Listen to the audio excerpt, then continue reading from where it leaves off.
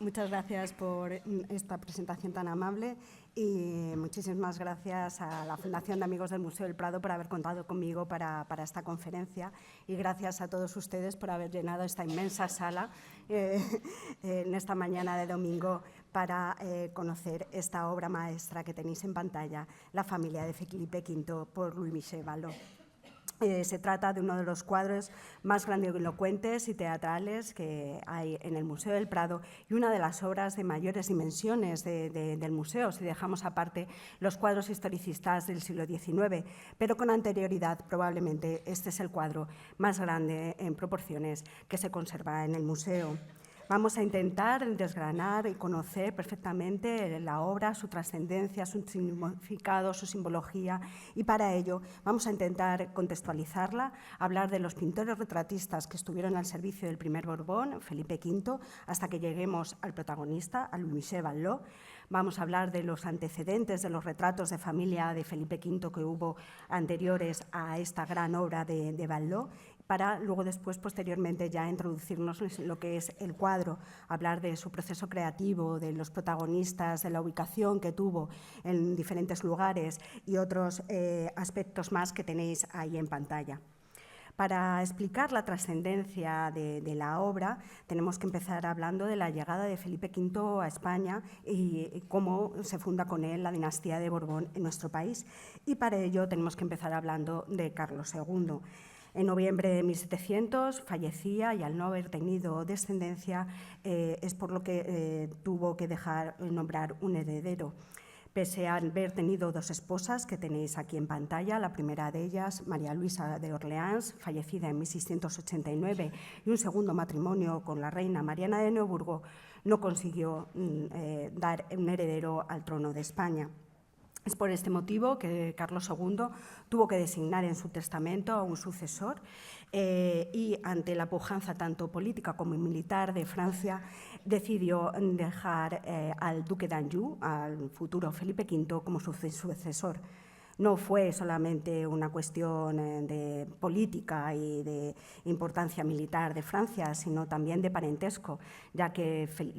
Felipe V, el duque d'Anjou, era el hijo del gran delfín de Francia, el que tenéis en pantalla, que a su vez había sido fruto del matrimonio de María Teresa de Austria, medio hermana de Carlos II y de Luis XIV. María Teresa era hija de Felipe IV y de su primera esposa, Isabel de Borbón, y por su parte, Carlos II era hijo de Felipe IV y su segunda esposa, Mariana de Austria. De ahí que al final,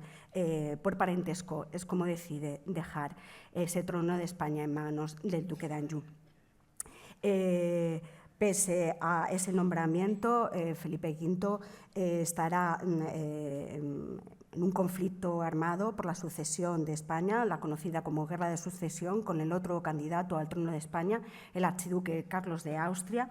de la que saldrá victorioso y se firmará la Paz de Utrecht en 1713 y 1715, por la que se reconocía como rey de España a Felipe V, aunque tuvo que ceder los territorios europeos, los que había en Países Bajos, Nápoles, Sicilia, Milán, etcétera, los tuvo que ceder a otros candidatos. Felipe V también se casará en dos ocasiones, una primera con María Luisa Gabriela de Saboya entre 1701 y 1714, la fecha de la muerte de la soberana, y otra segunda con Isabel de Farnesio entre 1714 y 1746, cuando fallece Felipe V. Isabel le sobrevivirá durante 20 años más. Con ambas esposas, sí, tendrá descendencia. Con su primera mujer, María Luisa Gabriela de Saboya, engendrará 4 hijos, 2 de ellos llegarán a la edad adulta, los 2 que tenéis en pantalla, y los 2 serán reyes de España. Luis I, que reinará por un breve periodo de tiempo entre enero y agosto de 1724, fallecerá de viruela tras la abdicación de su padre en él, y Fernando VI, que reinará tras la muerte de Felipe V en 1746 y hasta su propia muerte en 1759. Con Isabel de Farnesio tendrá 7 hijos, de los cuales llegarán a la edad adulta 6 de ellos, los 6 que tenéis en pantalla, 3 chicos y 3 chicas. Y dada la dificultad que Isabel de Farnesio consideraba que iba a tener de encontrar que sus hijos pudieran reinar en España teniendo hijos de la anterior esposa vivos, su gran ambición fue intentar colocar a sus descendientes en diferentes tronos europeos. Lo que es más que evidente es que Felipe V, con la numerosa prole que consiguió engendrar, había asegurado la pervivencia de la dinastía de Borbón más que con creces, a diferencia de lo que había ocurrido con el malogrado Carlos II. Y ese mensaje dinástico, el de la pervivencia de la dinastía de Borbón y su extensión y expansión por Europa, es el mensaje principal que tiene la obra que estamos tratando hoy. Aunque vamos a entrar ahora en profundidad en los pintores retratistas al servicio del primer Borbón, y aunque son muchos los que creen que la llegada de pintores franceses a España se produjo una vez que llegó Felipe V al trono de España, lo cierto es que ya con anterioridad, en época de Carlos II, se había contado con un retratista de dicha nacionalidad en España. En la década final del reinado de Carlos II, la moda francesa entró con fuerza en la corte y junto con las pelucas empolvadas, los lunares falsos o mouches y los vestidos recargados de todo tipo de adornos, puntillas, recamados, encajes, lazos, absolutamente de todo, también se producirá un cambio en el gusto en el retrato. Si tenéis en mente cualquiera de los retratos de Velázquez o de Juan Carreño de Miranda y veis ese retrato de la reina Mariana de Neoburgo que tenéis a vuestra izquierda, veréis que el concepto es totalmente diferente. Aquí la reina no solamente es que lleve todo ese atuendo que hemos dicho a la francesa, sino que también se decanta por un retrato con mucha más simbología. Aparece en el bufete una corona real, un cetro, y acaricia a un perrito de la raza King Charles, Carlos II, con lo que está haciendo referencia directa a la fidelidad de la soberana hacia el monarca. Y por otra parte, como veis, el colorido es mucho más claro y atrayente, ya no son esos cuadros oscuros de fondos neutros de la tradición española, sino que se abren a un paisaje y tiene muchísimo más colorido. Pese a Curtilló permanecerá al servicio de Mariana de Neoburgo y una vez que ésta sea exiliada a Toledo, permanecerá en el servicio de Felipe V intentando convertirse en su retratista de corte. La acompañará a Barcelona a recibir a la nueva reina, María Luisa Gabriela de Saboya, e incluso durante la Guerra de Sucesión también en algunos de los viajes que realizó en Italia. Pero, pese a todo ello, no consiguió hacerse un hueco entre los retratistas de la corte española y en 1710 Curtilló decidirá volver al servicio de la reina Mariana de Neoburgo, que estaba en el exilio en la localidad francesa de Bayona. Sus obras, aunque una de escenografía más opulenta que lo que eran los retratos anteriores, como podemos ver tanto en el de Mariana como viuda, que está en el centro, como ese retrato de Felipe V, que está en colección particular, estaban muy lejos de los retratos de aparato que Felipe V tenía y recordaba, tenía en la retina y recordaba de la corte de su abuelo, Luis XIV, donde él se había criado, realizados por Jarsin Rigaud. Y es que Rigaud será quien codifique el retrato francés a partir de su llegada a París en 1681, creando espectaculares retratos en los que tanto la escenografía como los atuendos opulentos eran casi tan importantes como la fisonomía del retratado. Esas obras, como veis, son diametralmente opuestas a ese ejemplo que os he puesto ahí del retrato de Felipe IV por Velázquez. No hay dos concepciones del retrato más opuestas que esos dos y se encuentran dentro del mismo siglo. No obstante, Rigaud, que será quien realice este primer retrato de Felipe V como rey ya de España, intentará amoldarse a un gusto más hispánico a la hora de la realización de esta obra, no solamente porque está vestido a la española, completamente de negro, enmarcando su rostro con una gola blanca, sino que también porque la escenografía es mucho más contenida, tan solamente hay una concesión a ese bufete rojo sobre el que se sitúa un almohadón y la corona real, pero lo que es el escenario es un escenario neutro y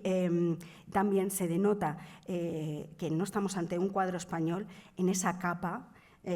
completamente con los tejidos, las texturas, los brillos, muy ostensible, ¿sí? Que luce en el lado izquierdo el soberano, lo que nos habla de que estamos ante un concepto y un retrato diferente a lo que eran los retratos españoles. Pese a que Rigol realizó este primer retrato de Felipe V, nunca llegará a venir a España, por lo que una de las prioridades del soberano tras ganar la Guerra de Sucesión será la de conseguir un pintor solvente francés que venga a España como retratista de corte, ya que los retratistas que en ese momento estaban en España, como que habían realizado retratos de la familia real, como Miguel Jacinto de Meléndez o como Antonio Palomino, no habían llegado a complacer a los soberanos. Es así como en 1715 llega Miquel Àngel Guas al servicio de la familia real y en sus retratos intentará combinar la tradición del retrato hispánico con pues, detalles decorativos, ornamentales y más a la tradición francesa.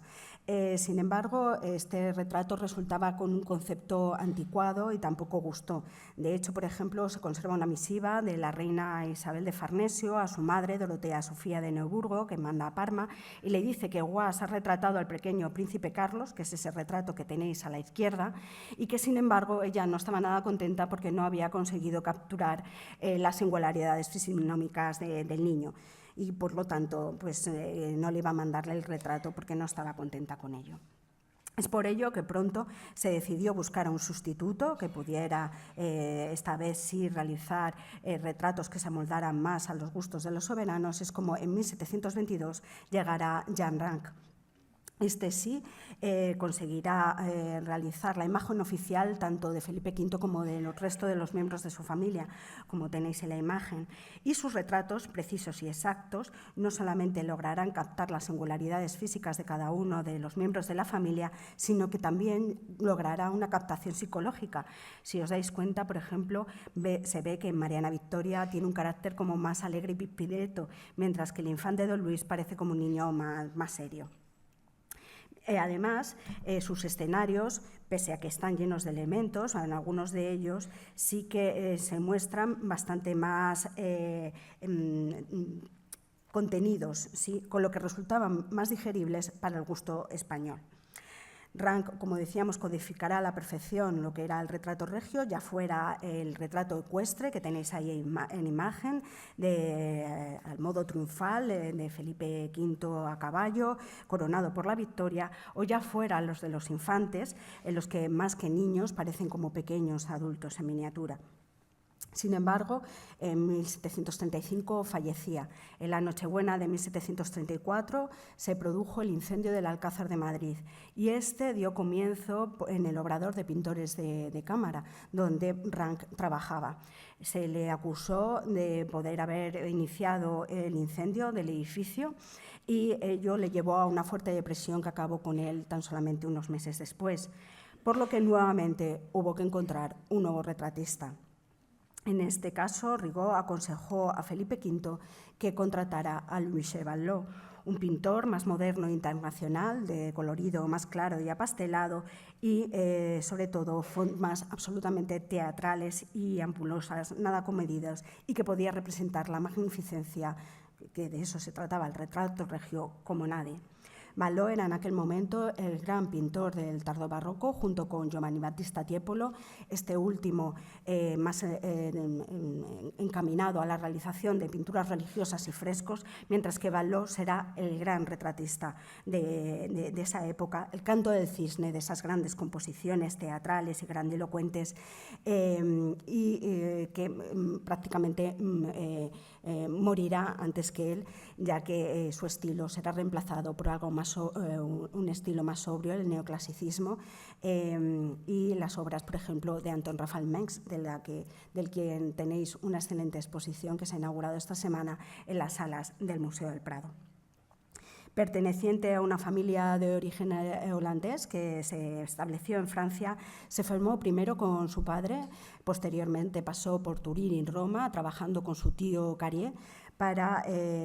finalmente convertirse en el retratista de la corte de Turín y con tan solamente 26 años fue nombrado académico en París. Con 30 años es cuando llega a la corte de Madrid, en 1737, y va a realizar tanto retratos individuales de los diferentes miembros de la familia real como su mayor empeño, que va a ser ese retrato de familia de Felipe V. Pero también va a llevar a cabo otro tipo de composiciones, también cuadros alegóricos o mitológicos, como esta Diana en un paisaje, que se encuentra en el Museo del Prado, o el más conocido Venus, Mercurio y el amor, o el aprendizaje de Cupido, que realizó en 1748 para la Real Academia de Bellas Artes de San Fernando y de la que se montó promotor y fundador, y de quien llegó a ser director en 1752. Ese mismo año de 1752, Valló abandonará España, primero una breve estancia en la corte inglesa, para finalmente llegar a París y convertirse allí en el retratista por excelencia, tanto de la familia real, ahí tenéis ese retrato de Luis XV, como de la aristocracia, en ese retrato, por ejemplo, del marqués de Marigny y su mujer, o también de las élites culturales, como ese retrato de Diderot que está en el centro de la composición de las diapositivas. En 1771 fallecerá, se llevará a cabo una subasta de sus bienes, poseyendo una enorme colección artística, no solamente de sus obras, sino de otros artistas, que se convertirá en el acontecimiento de la temporada en París. Pero, como decíamos, su mayor empeño durante, sobre todo, los primeros años de su llegada a Madrid, será la realización de un retrato familiar que pudiera sustituir el que había realizado Jan Rank y que se había perdido prácticamente en el incendio del Alcázar de 1734. De ese cuadro perdemos la pista en un inventario de 1772, donde se dice que estaba enrollado, muy maltratado y prácticamente perdido.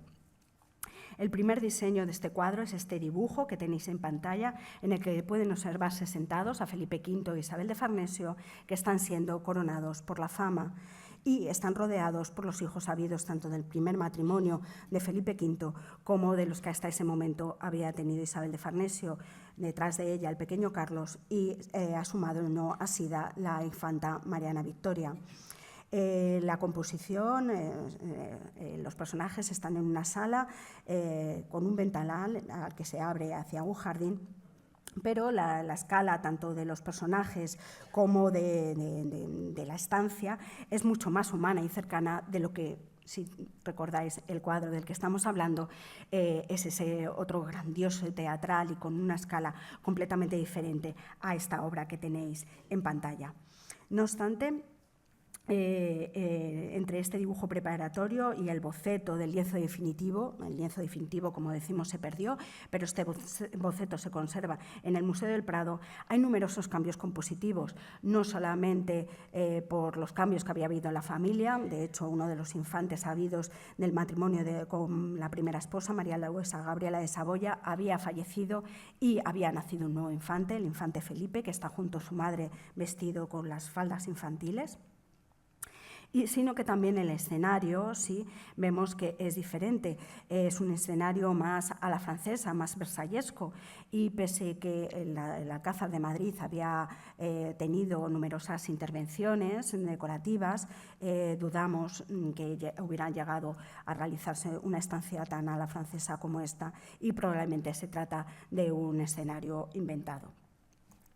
Pero, de hecho, este tipo de escenario parece que está tomando, ¿sí?, de modelo el tipo de retrato que otro pintor francés, Robert Leblanc de Tournier, estaba realizando para las grandes familias francesas, tanto parisinas como de otras provincias, como este que tenéis en el Museo de Bellas Artes de Nantes.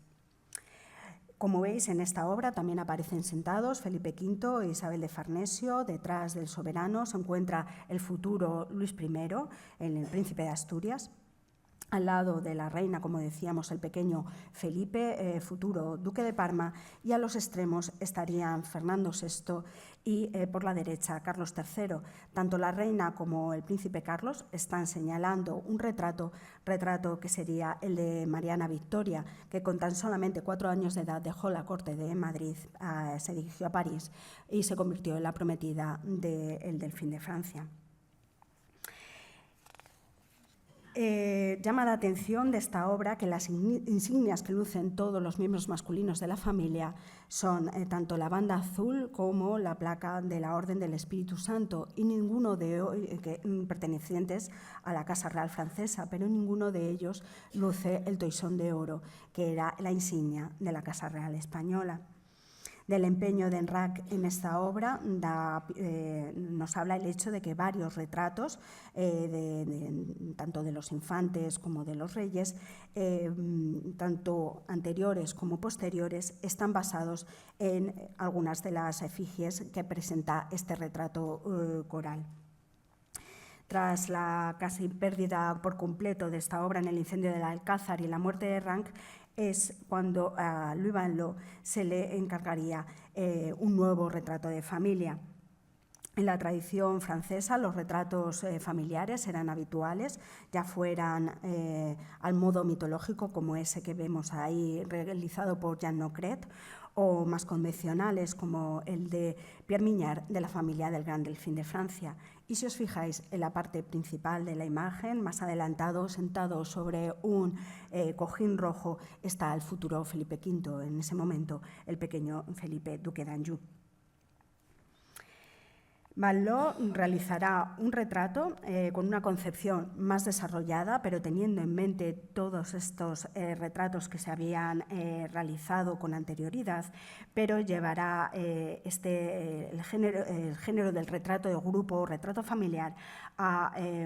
un esplendor todavía mayor, nunca conocido hasta ese momento. Sabemos del cuidado e interés que Van Loo tuvo en este proyecto, una realización que fue probablemente lenta y progresiva, también porque se iban produciendo cambios en la familia y sobre todo porque algunos de los miembros de la familia que figuran en esta obra no estaban en Madrid en ese momento o nunca habían llegado a estar en Madrid. En el extremo izquierdo de la composición está la infanta Mariana Victoria, que llevaba 14 años fuera de Madrid, y María Amalia de Sajonia, que es quien acompaña a su marido Carlos III por la parte derecha de la composición. Hasta 1759 no llegará a pisar suelo español, por lo que todos esos retratos, además, tuvo que realizarlos tomando como base los retratos que iban llegando de estos personajes a la corte. Previa a la realización de este lienzo se conserva un dibujo en la Real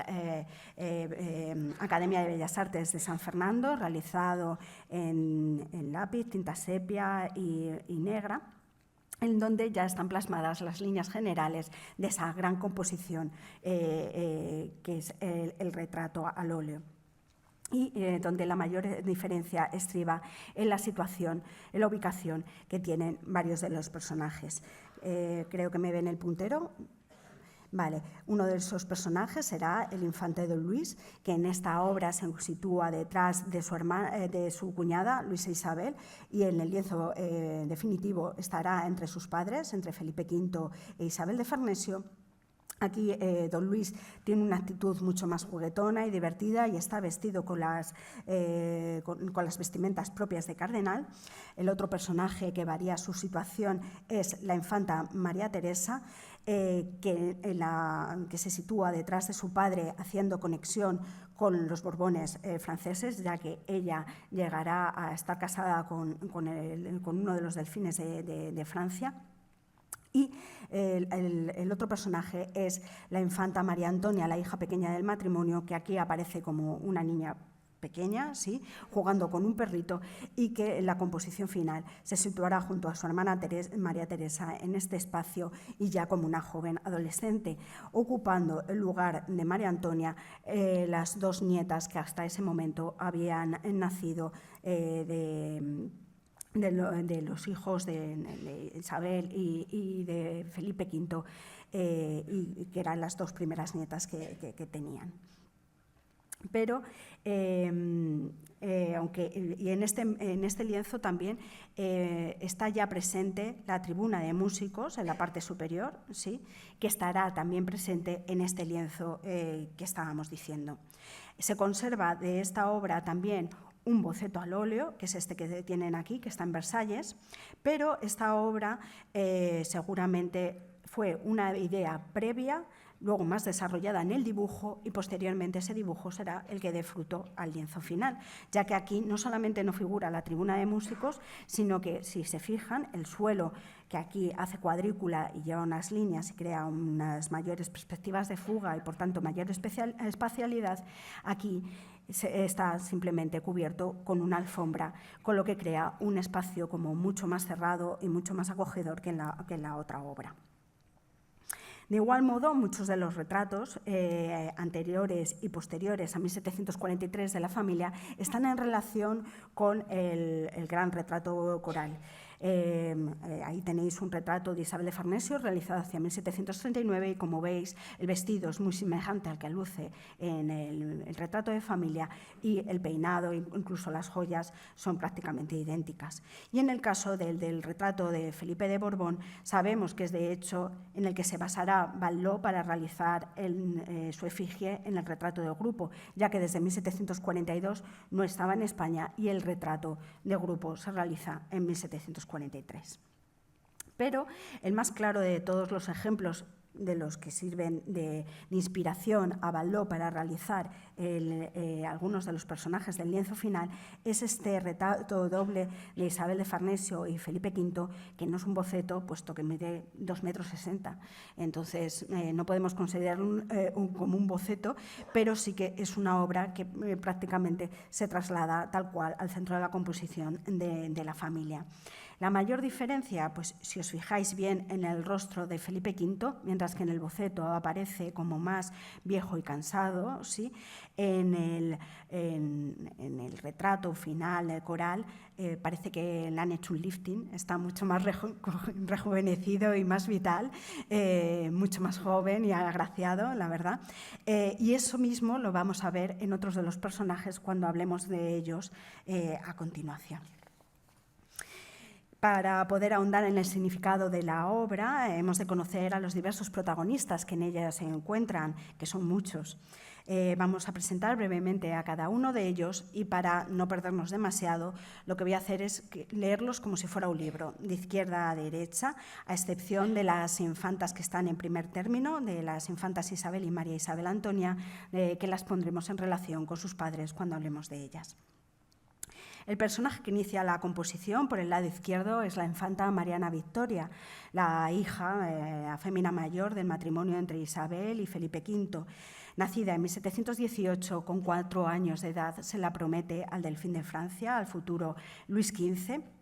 y se le envía a Francia para que se eduque allí. Sin embargo, la diferencia de edad entre ambos contrayentes, ahí tenéis un retrato de Luis XV mostrando el retrato de su prometida, él con 11 años y ella con 4, esa diferencia se hará insalvable en cierto momento, y en 1725 se busca una nueva prometida a Felipe V, con lo que causará, como podéis comprender, un enorme conflicto diplomático, porque lo que hace Francia es devolver a la infanta a España. Por su parte, los españoles deciden en ese momento devolver a Luisa Isabel de Orleans, la esposa de Luis I.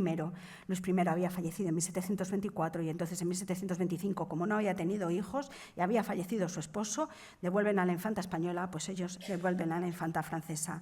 de vuelta. Unos años después, en 1729, se consigue encontrar un nuevo pretendiente para Mariana Victoria y se le casará con el príncipe del Brasil, el futuro José I de Portugal, rey de Portugal, perdón. Y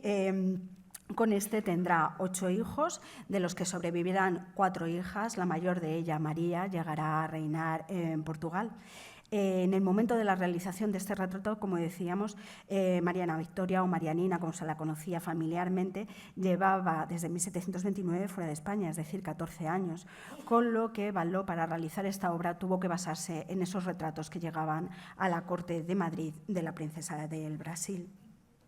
Al lado de esta se encuentra Bárbara de Braganza, que era hija de Juan V de Portugal y de Mariana de Austria, y que en 1729 es un intercambio de princesas. Yo caso a mi infanta española con el heredero al trono de Portugal y os envío a la princesa portuguesa para casarse con el heredero al trono de España, con el príncipe de Asturias, entonces Fernando el príncipe de Asturias Fernando, luego posteriormente Fernando VI, pues en 1729 contraerá matrimonio Bárbara de Braganza con Fernando VI, y Bárbara será una mujer de una cultura inmensa. Hablaba 6 idiomas, era una gran amante de la música y de las artes, y de hecho fue el modelo utilizado por el ilustrado Jerónimo Feijoo para apoyar la falsedad de la tesis sobre la inferioridad de las mujeres en un libro titulado Discurso sobre la defensa de las mujeres. Fue protectora del músico Scarlatti, del cantante Farinelli, y fundó el convento de la Visitación de Nuestra Señora, más conocida como las Salesas Reales, que estaba destinado para colegio y residencia de las señoritas de la nobleza. Por decisión de Fernando VI, cuando ella fallece en 1758 y fallece sin haber conseguido dar un heredero al trono, por lo que no podía ser enterrada en el Panteón de Infantes, el Panteón de Reyes del Escorial, es enterrada en una capilla de las Salesas Reales, y Fernando VI decide enterrarse con ella cuando falleciese, porque no quería separarse de su esposa. Al lado de Bárbara de Braganza se encuentra el príncipe de Asturias, el futuro Fernando VI, el único hijo que quedaba del matrimonio de Felipe V y su primera esposa, María Luisa Gabriela de Saboya. Nacido en 1713, en 1724, tras el fallecimiento de su hermano Luis, es como se convierte en príncipe de Asturias y se casará, como decíamos, en 1729 con Bárbara de Braganza, un matrimonio sumamente bien avenido y que compartía aficiones comunes a las artes. Reinó desde julio de 1746, cuando fallece su padre, hasta agosto de 1759, cuando fallecerá él mismo. Un reinado breve, pero crucial en la historia de España por su desarrollo económico y cultural, y que fue el primer y brillante episodio de la Ilustración en nuestro país. Falleció en el castillo de Villaviciosa de Odón, con la mente perdida, tan solamente un año después de la muerte de su esposa, loco de tristeza. En el cuadro aparece de pie,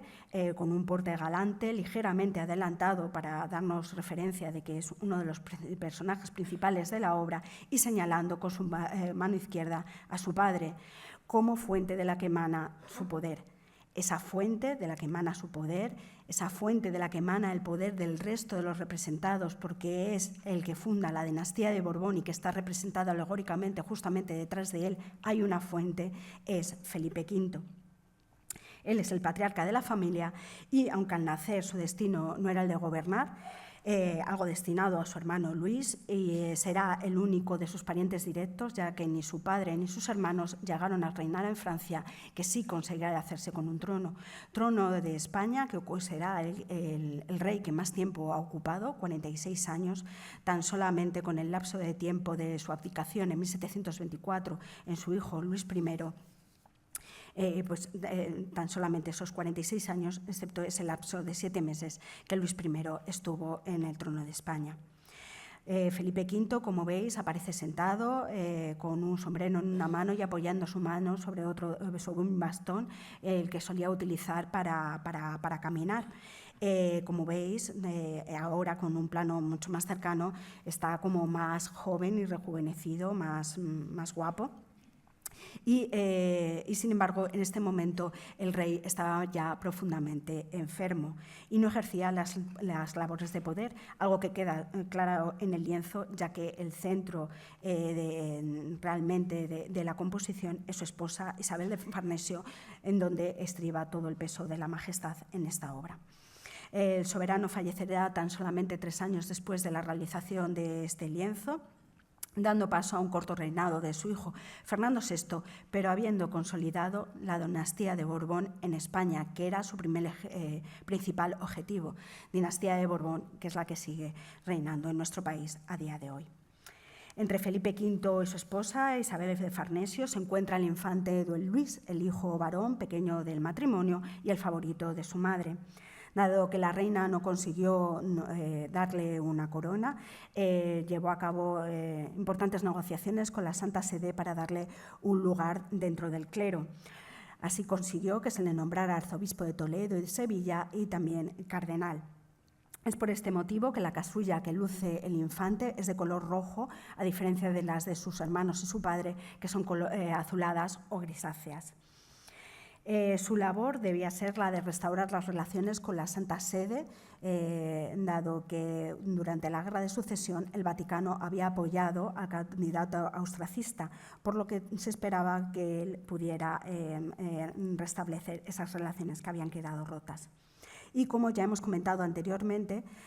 es el personaje que, con respecto a esos bocetos que os hemos enseñado, tanto en dibujo como en óleo, es uno de los personajes que presenta un cambio de posición más sobresaliente, situándose detrás de su madre. Este cambio y dándole mayor relevancia tiene una simbología muy concreta que abordaremos después cuando hablemos del significado de la obra.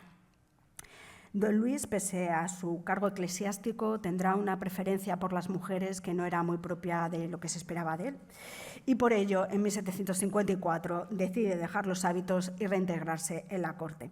Su deseo de contraer matrimonio podía ser problemático para los derechos sucesorios de los hijos de Carlos III, puesto que todos ellos habían nacido en Nápoles y, según la ley Seleca, los sucesores a la corona de España no podían haber nacido fuera de nuestro país. Por este motivo, en 1776 se le permite contraer matrimonio siempre cuando lo hiciera con una persona de un rango inferior a él, o sea, que fuera un matrimonio morganático, que abandonara la corte y que sus hijos estuvieran exentos de cualquier tipo de privilegio y no pudieran utilizar el apellido Borbón, simplemente el de su madre. Tras acceder a todas esas condiciones, en 1776 el infante se casará con María Teresa de Vallabriga, a la que tenéis en la parte inferior de la imagen en un retrato de Goya, siendo peinada en ese momento. El infante pasará los últimos años de su vida en Arenas de San Pedro, donde se exiliará, construirá un palacio y fallecerá en 1785. Pero, como decíamos, el planeta sobre el que orbitan el resto de los personajes del lienzo no es otro que la reina Isabel de Farnesio. Esta parece regia y grandiosa, sentada, apoyando en su mano izquierda, su brazo izquierdo, sobre un almohadón en el que está la corona regia y portando también un manto real en terciopelo rojo bordado con castillos, leones y flores de lis y con vuelta de armiño, que le da todavía un mayor porte regio y mayor amplitud dentro de la obra. Hija única de Eduardo II, príncipe de Parma, y de Dorotea Sofía de Neoburgo, hermana de Mariana de Neoburgo, la segunda esposa de Carlos II, Isabel se casó en 1714 con Felipe V y desde un principio mostró su fuerte carácter y personalidad. Su posición quedó afianzada en 1716 tras el nacimiento de su primer hijo, el príncipe Carlos, ese futuro Carlos III, y tras también retomar las labores de gobierno su esposo en 1724, cuando se encontraba muy enfermo y no estaba ya capacitado para ello, y entonces Isabel se convirtió en un personaje fundamental para la política de España. Intentó también ejercer su influencia para que sus hijos se colocaran en tronos que estuvieran recuperando la herencia italiana que la correspondía y que recuperaran también los territorios perdidos en el Tratado de Utrecht. Algo objetivo que se consiguió, ya que Carlos VII se hizo con el trono de Nápoles y Sicilia y el príncipe Felipe con el ducado de Parma. A la muerte de Felipe V, Fernando VI la desterró a la granja. Durante este tiempo ella estuvo construyéndose un palacio cercano, el Palacio de Río Frío, y cuando Fernando VI fallece y su hijo Carlos es coronado rey, ella vuelve a Madrid, pero las disputas continuas con su nuera, con María Amalia de Sajonia, hicieron que se retirara en Aranjuez, donde falleció en 1766. En cuanto al infante Felipe, nacido en 1720, se encuentra al lado de su madre, escoltándola por el lado a la derecha de la composición. Cuarto, en la línea sucesoria, sus padres intentaron consolidar un futuro tanto económico como social para él, y por ello le nombraron gran prior de la Orden de Malta en España, y le concedieron diferentes encomiendas, tanto de las órdenes de Santiago como de Calatrava y Alcántara. Además, antes de cumplir la mayoría de edad, le nombraron almirante de la mar. Y tras el fin de la Guerra de Sucesión austriaca es lo que le proporcionó el Ducado de Parma, dando lugar así a la rama de los Borbón-Parma. Esto sucederá en 1748, pero, como decíamos, desde 1742 el príncipe ya no estaba en España, y es ese retrato que tienen a la derecha del recorte del lienzo que mostramos a la izquierda el que tuvo que cogerse como referencia a la hora de poder colocar su semblante dentro de la obra coral. Durante el gobierno del duque se desarrolló una política de signo ilustrado en el Ducado de Parma, convirtiéndose así en uno de los centros culturales más importantes de Italia. Al lado de este se encuentra su esposa, Luisa Isabel de Borbón, con la que contrajo matrimonio en 1739, cuando ella tan solamente tenía 12 años de edad. Luisa sujeta entre sus manos un abanico en formato vertical, como si fuera un cetro, haciendo posiblemente referencia a ese ducado de Parma que su esposo estaba a punto de conquistar. Su aspecto en esta obra, como podéis ver por el lienzo también realizado por Vallot tan solamente 2 años después, en 1745, que se sitúa a la derecha del recorte que tenéis a la izquierda, pues parece que también fue bastante embellecido y generoso Vallot en esta obra, en el retrato coral. Luisa Isabel era la hija mayor del rey Luis XV y de María Leczinska, un puesto que ocupaba junto a su hermana gemela Ana Enriqueta. Se crió en la corte de Versalles y también se consideraba que era una joven inteligente y que aprendía muy rápidamente. Tras convertirse en duquesa de Parma, en 1748 pasará largas estancias en París, concretamente en la corte de Versalles, y allí será donde caiga enferma y muera en 1759 con tan solamente 32 años de edad. La hija mayor del matrimonio de Felipe y de Luisa Isabel fue la infanta Isabel de Borbón-Parma, que es esta niña que a la izquierda de los niños que se encuentran en el suelo está jugando con un perrito. La infanta nació en 1741 y en el momento de la realización de este cuadro, por tanto, tenía como unos 2 añitos de edad. Isabel pasó los primeros años de vida en Madrid, hasta que en 1748 su padre se hizo con los ducados padanos y se dirigió allí, pero también pasará largas temporadas junto con su madre en Versalles, de ahí ese retrato junto a su progenitora que tenéis en el centro, realizado por Nattier. En 1760 se convirtió en duquesa de Austria y princesa heredera de Bohemia y Hungría, y por su matrimonio con José de Austria. Este se convertirá en emperador tan solamente 2 años después del fallecimiento de su esposa, en 1765. Ella falleció en 1763 al dar a luz a una de sus hijas, y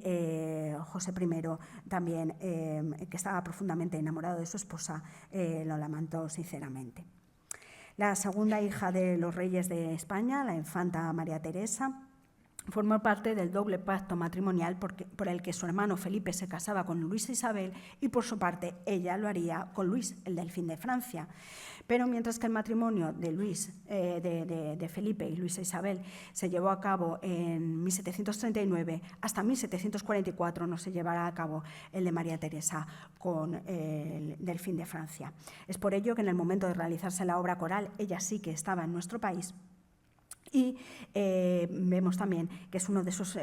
personajes que cambia de posición, de estar detrás de su padre Felipe V en los bocetos, pasa a estar al lado de su cuñada Luisa Isabel, haciendo referencia a esa conexión con la rama de los Borbones franceses. Al lado de María Teresa estaba su hermana predilecta, la pequeña de la familia, María Antonia, que había nacido en Sevilla. Y ella en esta obra, como decíamos en los bocetos, era la que aparecía jugando con el perrito en la parte principal. Aquí sí que aparece ya como una adolescente, con un abanico, como una joven casadera. En 1750 contraerá matrimonio con Víctor Amadeo, el duque de Saboya. En relación con ese compromiso está esa obra que tenéis en el centro de Jacopo Migoni, en la que ella sujeta una flor en la mano. Y este matrimonio se llevó a cabo para intentar fortalecer las relaciones entre Madrid y Turín, que habían quedado muy perjudicadas por encontrarse en bandos opuestos durante la Guerra de Sucesión austriaca.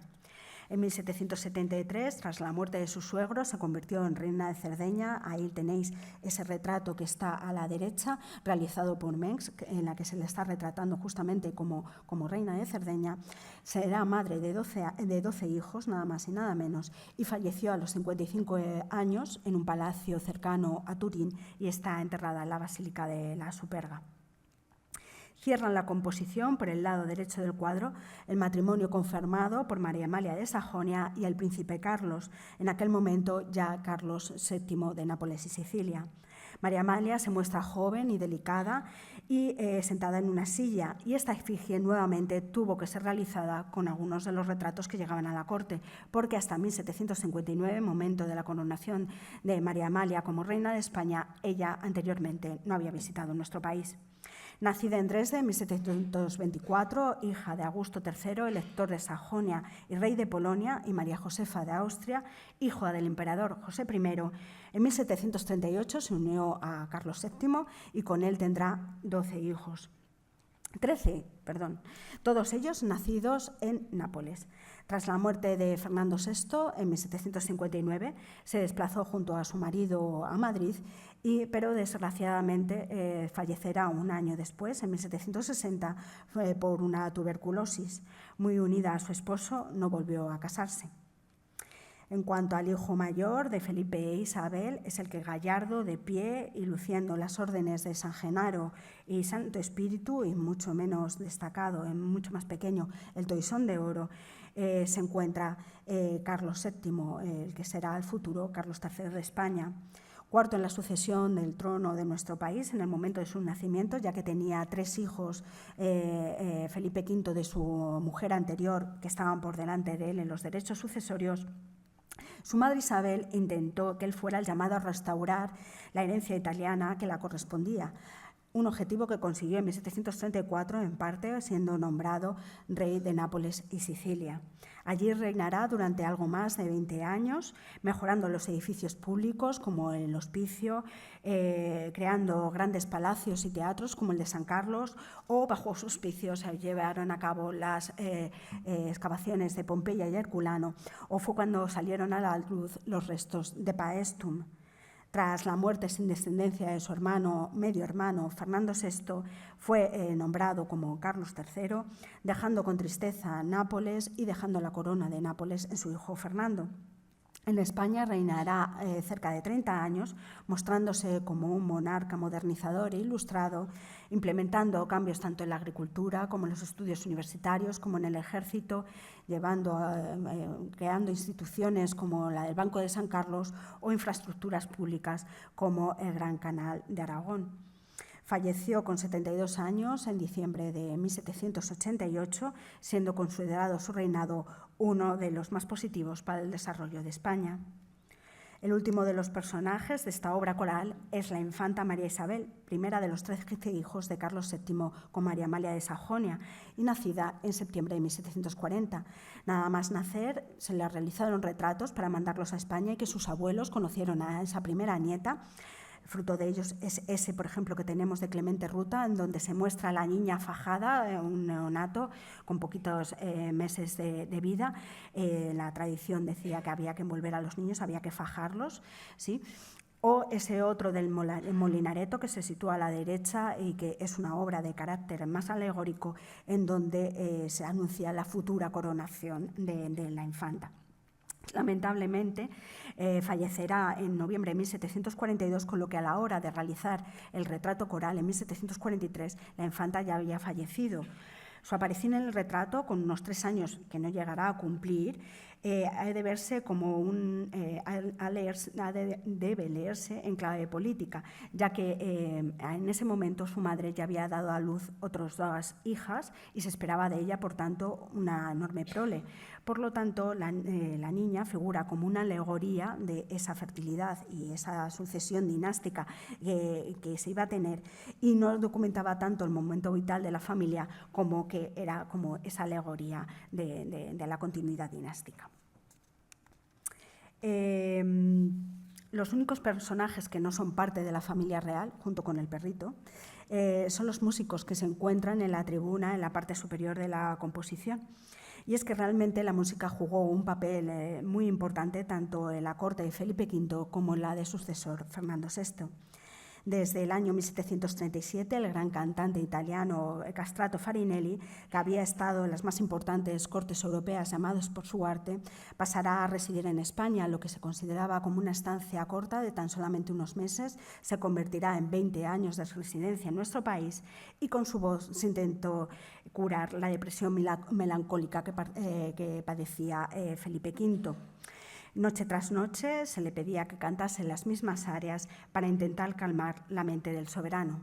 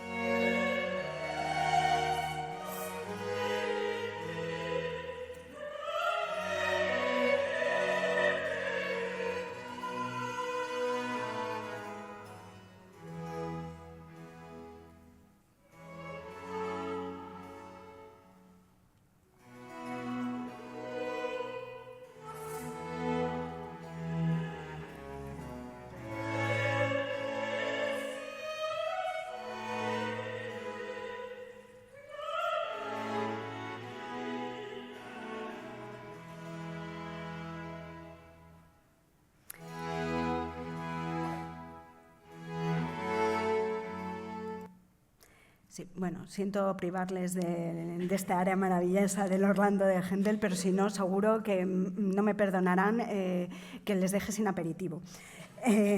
También el compositor italiano Domenico Scarlatti recayó en Madrid tras haber estado en la corte de Lisboa como instructor de música de la princesa Bárbara de Braganza. Scarlatti llegará en 1729 en el séquito de la princesa y aquí fallecerá en 1757, habiendo compuesto más de 500 sonatas, muchas de ellas recreando el alegre son de las danzas populares españolas. Y, por tanto, no es de extrañar que la música, que jugaba un papel fundamental dentro de la corte de Madrid, estuviera también presente en este lienzo. El último gran protagonista de la obra es el escenario en el que tiene lugar. En aquel momento, los reyes de España, como hemos dicho, el Alcázar había sufrido un incendio, estaban residiendo en el Palacio del Buen Retiro. Pese que en este palacio poseía unos amplios jardines, la estancia que aparece en la obra, con grandes columnatas y abiertas a un jardín, no corresponde con ninguna de las estancias de este lugar, ni tampoco con ninguna de las estancias de otros de los sitios reales que pertenecían a la familia real. Por tanto, se trata de un espacio escenográfico y espectacular que nunca existió. Una ambientación a la italiana, más propia de las cortes de Turín y de Roma, en las que sí que había residido el Van Loo y que conocía a la perfección. Tanto las columnatas como ese cortinaje que baja espectacular de terciopelo dotan a la escena de verticalidad, una verticalidad que rompe la horizontalidad del friso de los personajes, que si no estarían solamente en la parte inferior, y asimismo las líneas del suelo en cuadrícula, que coinciden con algunas de esas columnas, lo que hace es que crea puntos de fuga que dan una mayor amplitud a la escenografía. Un escenario pomposo y lujoso, acorde tanto con el vestuario como con la importancia de los personajes que se muestran en la obra y que, por tanto, los complementa a la perfección. En lo que respecta al significado de la obra, como podemos ver, el centro de todo es la reina Isabel, que era también el centro de la corte y del gobierno. No el rey, que envejecido hacía ya tiempo que no llevaba a cabo ese tipo de labores. La reina es la presencia dominante, pero también el cardenal infante. Tanto él como la soberana son el pilar, la columna sobre la que se apoya el cuadro, y hace referencia a que fe, en referencia a ese cardenal infante don Luis, y monarquía, la reina, son la base sobre la que se sustenta el poder de la nación. Alrededor de este eje es donde se sitúan dos grupos claros y compositivamente que tienen un peso bastante análogo, aunque la mayor amplitud en la que se desarrollan los personajes de la izquierda y esa amplitud también que dan la apertura a los jardines hace que nuestra mirada se centre más en ellos, y dando así una mayor importancia tanto a Felipe V como al príncipe de Asturias, a Fernando VI. Al lado de este se sitúa Bárbara de Braganza y Mariana Victoria, la única hija de Isabel de Farnesio, que se sitúa en ese lado izquierdo de la composición, estaría ahí en relación con con su nueva patria, la portuguesa, la que compartía con su cuñada, que también tenía ese mismo origen portugués. En el lado derecho de la composición, mucho más abigarrada y que debió suponer un mayor reto compositivo para el artista. O sea, de hecho, hemos visto que todos los cambios con respecto a los bocetos son los que se producen en ese lado derecho de la composición. Se encuentran los cuatro de los hijos del matrimonio, con sus respectivas mujeres y con las nietas, que están jugando con un perrito que no es para nada accesorio y ni anecdótico, sino que estaría haciendo referencia a la fidelidad y, por tanto, estaría en relación con esa unión de los nuevos dominios italianos de los Borbones. La distribución de las figuras en el cuadro ha llevado a pensar que se trataba con ellas el artista de trazar un mapa de Europa, distribuyendo a los personajes de un modo parecido a como físicamente habrían estado ocupándolo en ese momento, mostrando de este modo el poderío alcanzado por los Borbones españoles y su expansión territorial. En suma, el retrato muestra casi 100 años de historia de España y de parte de Europa. El reinado de Felipe V empezó en 1700 y el de Carlos III, que falleció en 1788, da casi ese arco de tiempo de un siglo. Es un conjunto de diversos personajes expresados teatralmente, pero cada uno mostrando su personalidad, algo que no queda aplastado por la pesante esquema compositivo, el ambiente monumental y la solemnidad y teatralidad de la obra. En él destaca el sentido de la gloriosa continuidad dinástica y hace referencia a esa dinastía de Borbón que continuará en el tiempo gracias a esa prole que había conseguido dar Felipe V, lo que no había conseguido Carlos II. Es, por tanto, como ya han indicado diferentes historiadores, la mayor lección visual de historia dinástica del siglo XVIII y el reflejo y símbolo de la monarquía y su poder en España. Tras la realización del cuadro en 1743, lo cierto es que la obra no parece que llegara a colgarse públicamente, ya que tras el fallecimiento de Felipe V aparece en ese cuarto que veis que hace referencia, que está en el cuarto de don Luis Valot, es decir, de don Luis Valot, el pintor de cámara, y por lo tanto parece ser que se terminó y nunca llegó a salir de los aposentos del pintor de corte. Ya en 1772 aparece en el Buen Retiro, en una de las piezas que siguen al casón, en el mismo palacio aparece tras la testamentaría de Carlos III y es a principios del siglo XIX cuando es cambiada al Palacio de Buenavista con visos a ser llevado al Museo Napoleónico de París. Sin embargo, terminada la Guerra de Independencia, fue entregada a Fernando VII y fue así como por fin llega al Real Museo de Pinturas y fue dispuesta en el gabinete de Su Majestad de descanso, una zona reservada a la familia real en sus visitas a la Pinacoteca y mismo lugar donde desde hace unos años ocupa el lienzo. Anteriormente, en 1847, la obra había formado parte de la serie cronológica de los Reyes de España, una serie que iba desde los Reyes visigodos, pasando por los Austrias hasta los Borbones. Y fue entonces cuando, seguramente por mandato regio, el cuadro fue mandado copiar por José de Madrazo para situar una copia de este en la granja de San Ildefonso, palacio que habían creado estos primeros Borbones y dinastía de Borbón creada por ellos, a la que pertenecía Isabel II.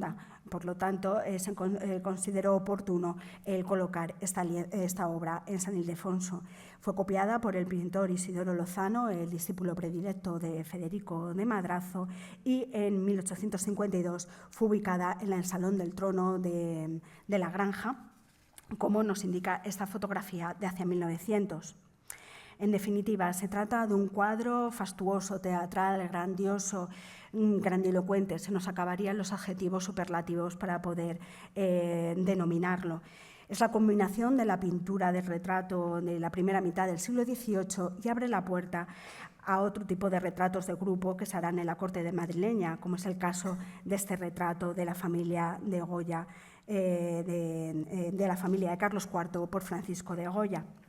El género del retrato de familia irá evolucionando y con la aparición de la fotografía pasará de ser simplemente un reflejo dinástico de las élites a una representación de afectos y de lazos familiares, que es como lo entendemos hoy en día. Y dado que la obra de hoy es más que nada la representación de una familia, me van a permitir que dedique esta conferencia a la mía y en especial a mi padre, que desde hace poco es la estrella que nos protege y nos guía. Muchísimas gracias.